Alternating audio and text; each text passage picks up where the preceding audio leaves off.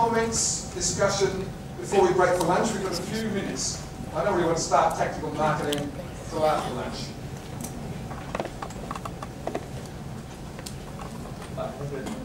Just a small example to talk about.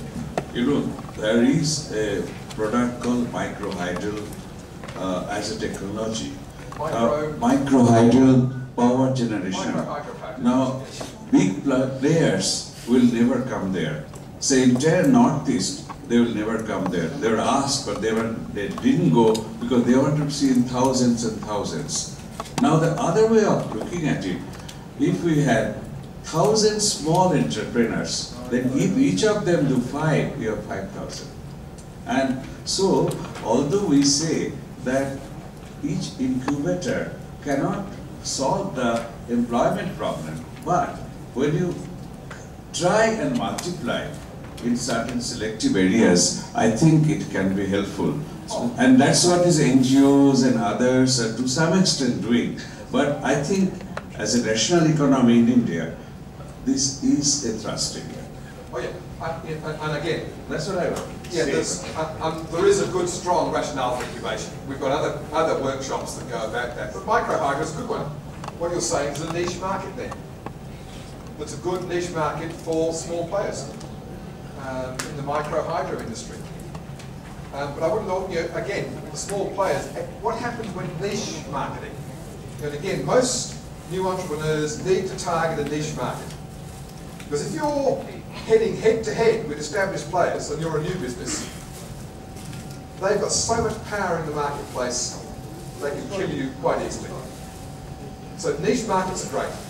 But what happens with niche markets? Any niche market that starts to be very successful stops being a niche market and more established players come in. So there's very successful businesses, entrepreneurs who will often get into a niche market and sell. It's a great one for exits. And you'll be selling, you'll make that niche market, the microhydro industry, you develop the right sort of products, there's a big market for it in the world. If it starts to work, corporates will come in. You sell the business and start again. It's a good one for serial entrepreneurs. But there's numerous sort of market segments that have been niche markets that no longer become niche markets. In the agricultural area, the organic food industry is one I was involved in and started one of the early businesses in Australia. That was a niche market back in the 90s. What's happening now on the supermarket shelves in Australia? The major supermarkets who control about 80% of the purchasing power in Australia, what are they selling? Organic produce. The niche opportunity in terms of selling organic fruit and vegetables is pretty well gone. It was a good opportunity for about 10 years, till it became a larger market segment. It's now disappeared. Corporates have taken over. And that's sort of often what you need to be telling entrepreneurs. It's things don't stay static. And any good market that becomes larger, big players come in. Now, you've either become a big player or you sell to a big player.